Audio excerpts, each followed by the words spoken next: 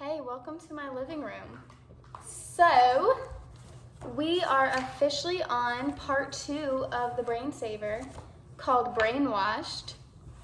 And it starts with a quote before we get into chapter 10. Not until you experience a neurological symptom, a mental or emotional health stumbling block, or another brain-related condition do you realize how very little is known about the brain. Only then do the misinformation, missteps, and smoke and mirrors become clear. Anthony Williams. Also, I got a bowl of watermelon.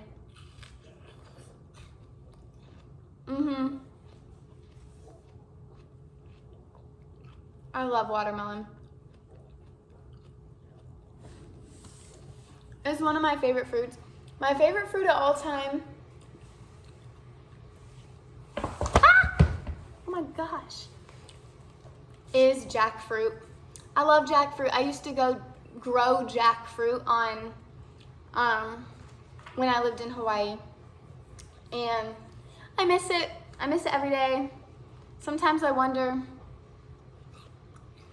why would I move to Missouri? I love it here though. I love it here. Yeah. Chapter 10 is called the moderation trap. Have you ever heard everything's okay in moderation? Let's debunk it. Moderation never works for anyone. It's permission to do things that aren't great for us.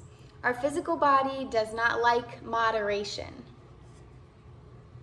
Yet our body is governed by our subconsciousness and our consciousness, our mind, which can be injured or persuaded to want something our physical body doesn't want.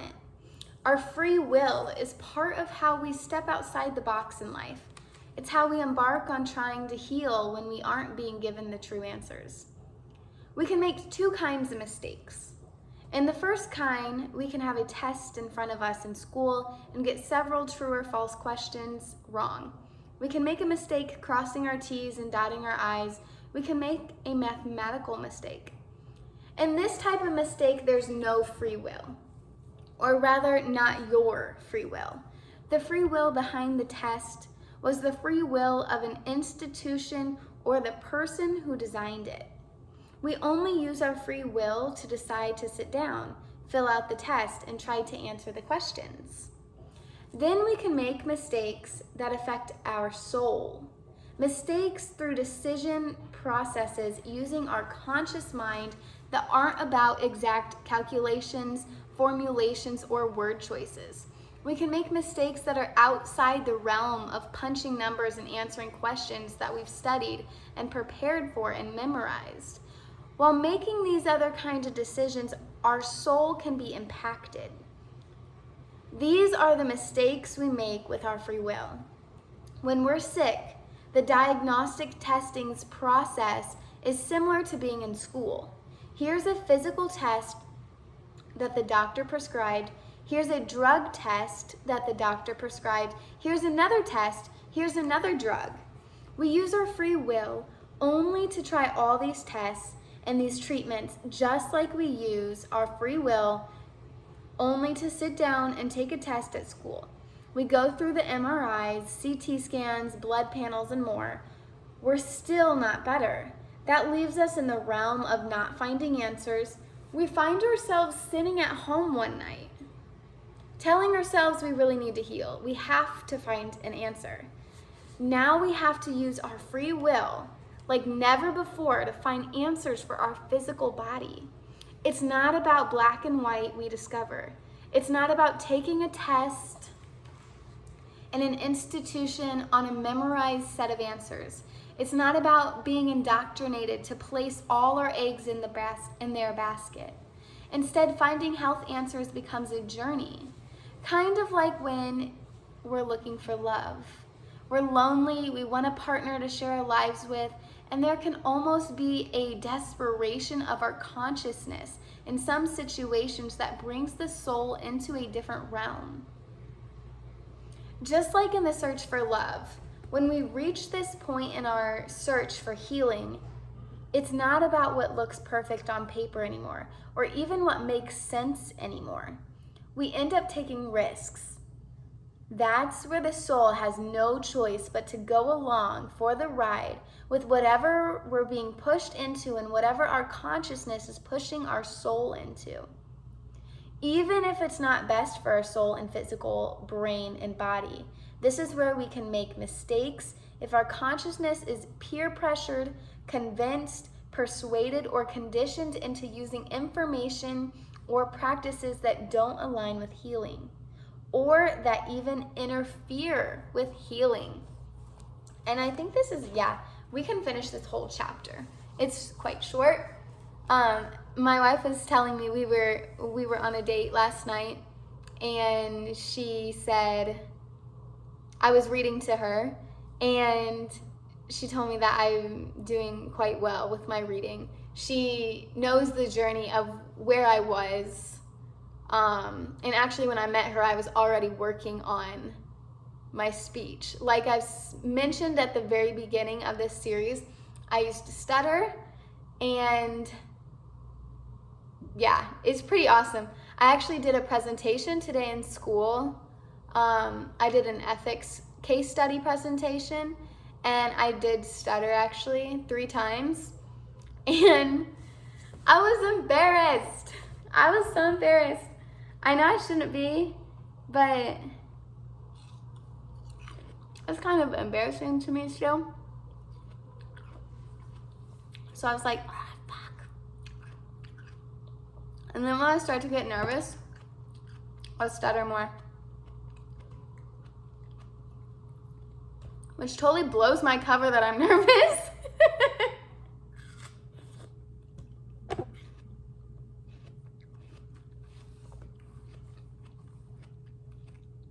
I'm gonna just finish this piece.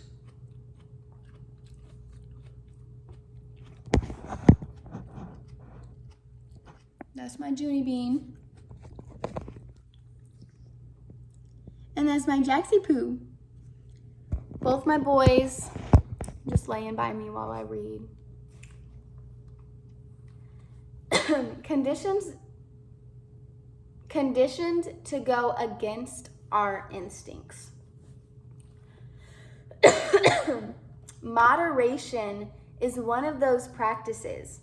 There's nothing wrong with having that. You should have what you want. You need to balance it. We're told that if we only engage in reasonable amounts, questionable foods and certain practices such as microdosing, caffeine, and even alcohol can benefit us. If you have Netflix and watched How to Live to 100, it's a series where somebody goes to the blue zones, and I think it's actually called How You Live to 100. I don't know. Or maybe it's called Blue Zone, but it's something. And the blue zone is where there's a mass amount of people who live to be 100 or above. I believe is the idea. And I did watch it, but I kind of forgot. And a lot of them were saying that alcohol, like all of them drink wine, and they're saying like wine is good for you. And I just can't possibly see how that's true, even if it is coming from real grapes. I can't see it. I think you can live to be 100 and still have bad or like not healing things in your body. If you have other factors, like, stress causes a lot of deterioration to the body. So if you have less stress, but you're drinking some alcohol, I feel like maybe you can make that work. But if you're drinking the alcohol and you're stressed out and you're smoking the cigarettes and you're vaping and you're eating fast food, I don't know, if you just like keep piling on bad stuff, then I feel like you're gonna die sooner. I don't know. How you like my muscles? I've been really trying. You can see it. I've been trying I shouldn't even say I've been trying. I've been doing. I believe this is day 8 of working out every day, and it's been really fun. As I think I posted, or maybe I haven't posted it yet, I've been trying to do a pull-up. I've never been able to do a pull-up in my life, and I've always wanted to, so that's a goal of mine.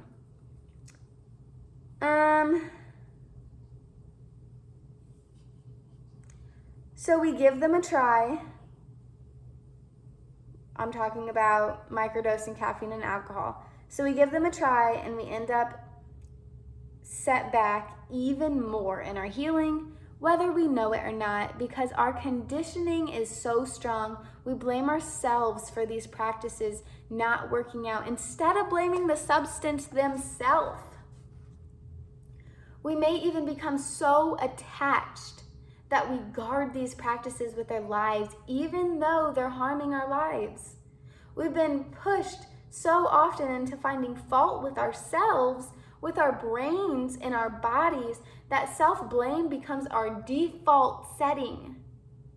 Moderation cannot be defined, even though you'll see a definition of the word moderation if you look up in the dictionary. We should see it as undefinable, because moderation, where was I? Because moderation is not measurable. It's a ruleless definition because it's different for everyone. Each individual's limitations are different.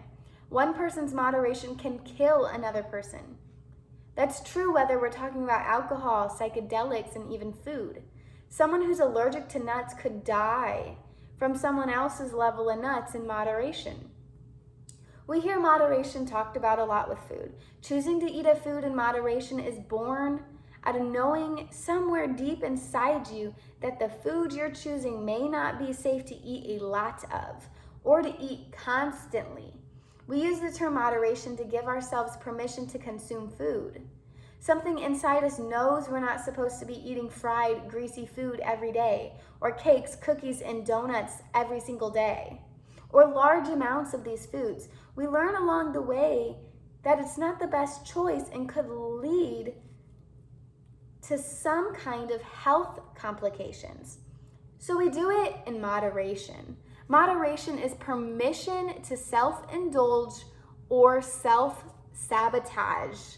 Gotta underline that, maybe write that down yourself. Moderation is permission to self-indulge or self-sabotage. Drinking in moderation is also a term you'll often hear. Maybe you even use the term. As with any other substance, using the term moderation around alcohol gives us a fuzzy, safe, warm feeling inside. It's permission to drink in any capacity we feel is appropriate. That's a slippery slope. One person may drink every single day and still call this moderation. Another person may drink in the afternoons and feel that's moderation because they're not drinking in the morning. Everybody's moderation when it comes to alcohol is different. For some, it may be on the weekends only. For others, it may be one glass of wine a night all week. And for yet others, moderation may be getting straight out drunk once a month. We hide our alcohol addiction behind the word moderation, as if it's a shield keeping us from harm. Meanwhile, we make those who recognize themselves as addicts feel different or faulty, when that's far from the case. More on alcohol in chapter 12. It gets its own chapter. Moderation origin. Even when we know better, when we know not to consume something that isn't the best for our health and well-being, someone around us or something we see in the media tells us we can do it in moderation. Sometimes it's stated explicitly, and sometimes the moderation message is subliminally out there. The suggestion is always in our face, wherever we turn. Moderation is nothing new. It goes back hundreds and hundreds of years in human civilization. For as long as it's been human conditioning to eat ourselves sick. The concept of everything in moderation arose in ancient times, when people first started to have the types of access that allowed them to indulge in excessive consumption of all kinds. Hand in hand with this newfound instant gratification, the concept of moderation developed as a way to rein it all in. Rein it all in. This moderation knowledge has now been in our consciousness for centuries. If we're not taught to be careful and put limitations on what, how, when, why, or how much we consume, we can kill ourselves in one capacity or another. Even before the word moderation emerged, the concept emerged as a way to protect ourselves. Now moderation is being used to unprotect ourselves. We're using it as permission to poison ourselves. Whatever we want to indulge in or harm ourselves with, we can do so in good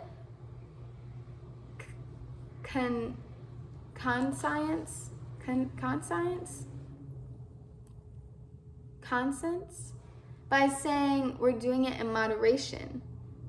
We're meant to have the tools and knowledge and resources to not go down this road. It's hard to break away from the status quo of moderation because it's so built into society. If you choose to fight the brainwashing of moderation, you get your wrists smacked. You get punished by others who don't want to break their own habits and lifestyles of using moderation to consume foods and substances that aren't beneficial to them. Those who give themselves permission to indulge in what they know deep down isn't good for them find it unsettling and even threatening when you decide to go your own direction. It makes them uncomfortable when you start to find empowerment and take control over your health and become aware that certain foods and substances, even in moderation, aren't doing you justice. Instead of questioning their own practices, these moderation champions tend to point to you as out of balance. The more uncomfortable they feel, the higher and more insistently, they start waving the moderation flag. Y'all, I have experienced this for so long since I've been on the journey. Are you sure you can live without meat? That was one of my family members.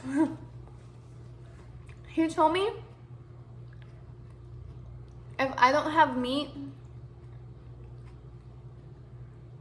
if I go without meat for 30 days, I'll die. He believes it with his chest. He believes it. And I said, I'm not going to die. There are vegans. Like, vegans exist. People don't eat meat. There are many people who don't eat meat. And he said, no. Mm-mm. And I'm from the country, very much from the country, where, I mean, you're pretty much looked as a psychopath if you don't eat meat and dairy and eggs. Like, that's psychotic I would say, to like the country folk. And I would say a little bit deep into the country.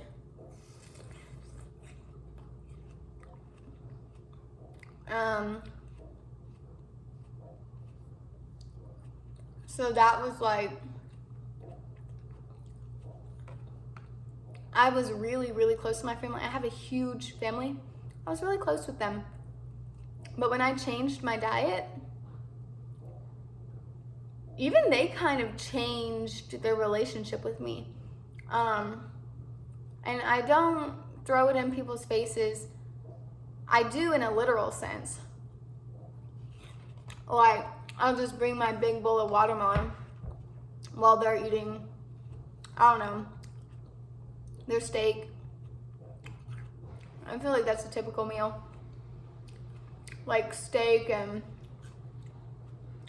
baked potato and corn. I feel like that was a really common meal I had. Something like that. I'll just bring a big bowl of watermelon. And then it's almost like they're uncomfortable. And I'm like, well, I don't care. I don't care what you eat. I don't care at all. I know that shit is good.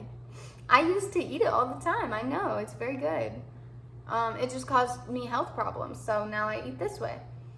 It almost feels like, and I'm now not just talking about my family, my friends, and really everybody feels a slight discomfort. Like I feel an energy shift. And I'm like, well, that's what I'm gonna eat. I don't feel uncomfortable with them eating that way, you know what I mean? So let me just eat my watermelon. And they're not to say like everyone feels this way, because there's a lot of people who are like, oh my God. Like at school, like they call me the juice girl. They're like the juice girl, or they're like, I'll come in with just a big bowl of watermelon like this, or like a whole bunch of bananas, or just like a bag of apples. And they're like, this is so Sequoia. And they say it in a really nice, playful way. There's lots of those people. But there's also lots of people who have full-blown quit talking to us, me and my wife, because we changed our diet, for real. Which is quite insane. I was never expecting this.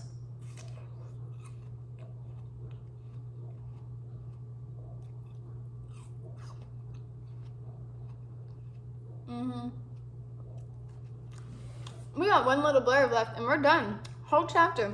So short.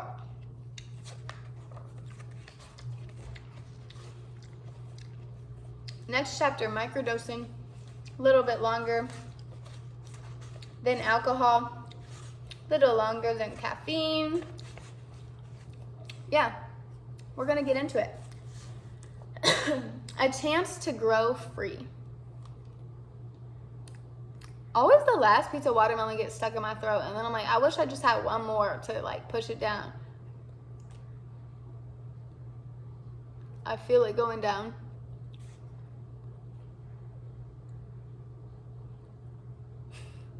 Okay. We are smart. We are farmers. Bum, ba-dum, bum, bum, bum, bum. Okay, I just had to do that. I know. Okay, we are smart. Our souls are wise. When we're finally given the knowledge, the correct knowledge about how to heal, we have the potential to recognize it. If we have struggled enough with our health that the blindfold of health dogma has come off, we can see the information here for what it is, the truth. Then it's like recognizing a soulmate after years of relationships gone awry. Whether suddenly or slowly, we realize that those past relationships, we contorted ourselves. Wait, I wasn't paying attention. Hold on. I'm just gonna reread it because I didn't understand. Okay, we are smart, our souls are wise. When we're finally given the knowledge, the correct knowledge about how to heal, we have the potential to recognize it.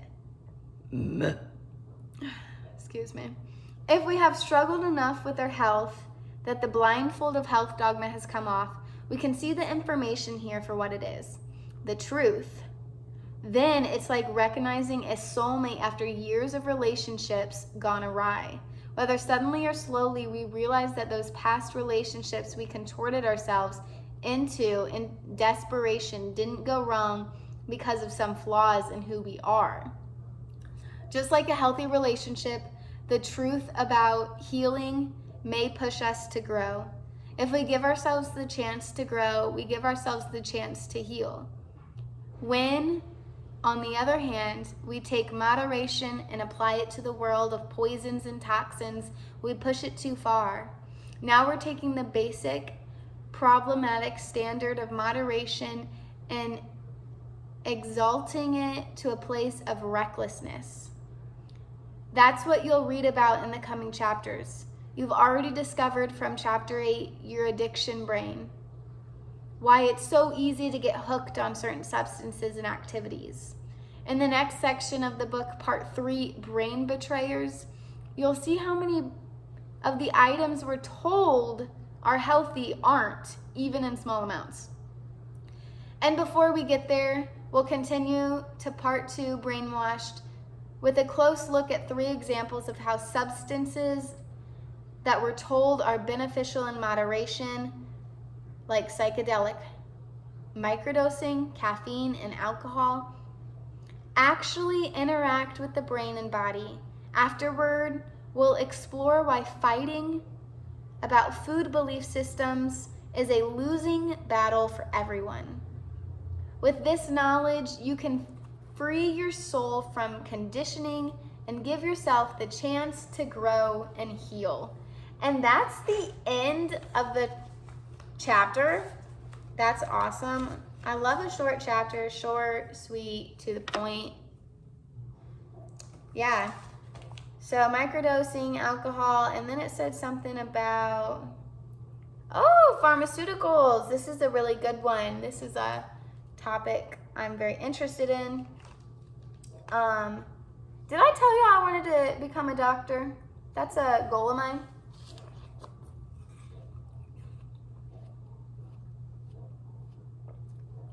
I'm thinking gastro. I'm really passionate about healing the intestines, healing small intestine, the large intestine, the intestinal tract, the colon. Just like, I'm really passionate about that because it's something I severely struggled with.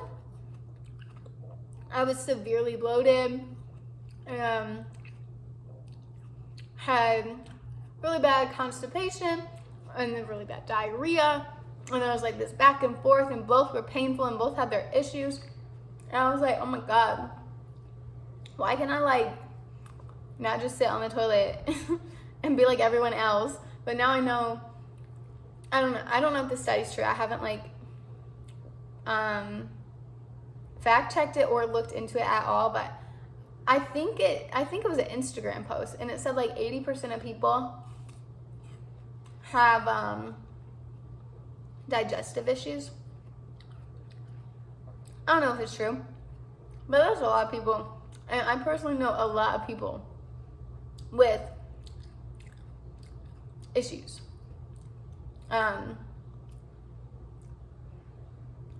Issues regarding their stomachs, and I just think like bloating is a huge problem, and bloating is bloating is normalized, especially in women.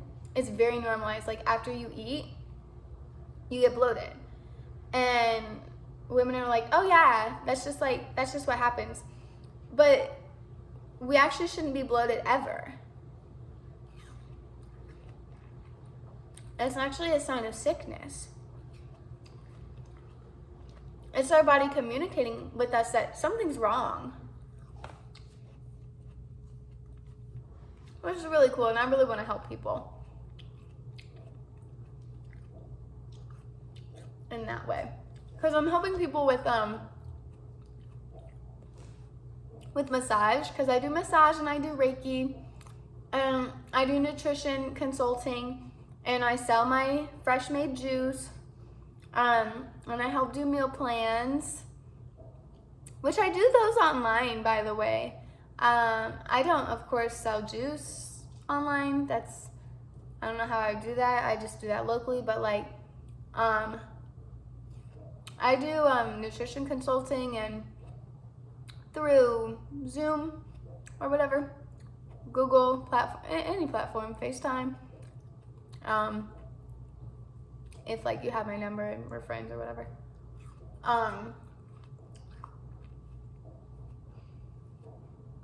And I'm actually learning distance Reiki right now.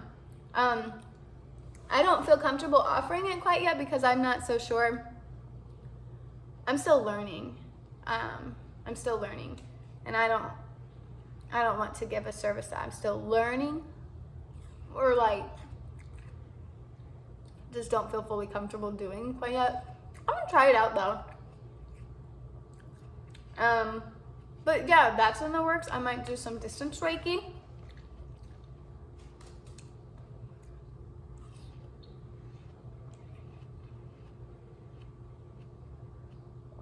Ooh, fragrances, another one of my favorite topics. We're going to talk about that in this book. I love talking about fragrances.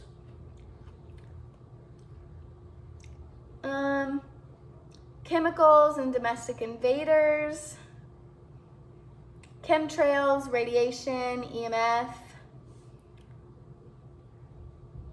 Yeah, I like talking about that stuff. Cool. All right, well, that's what you guys have to look forward to. Bye.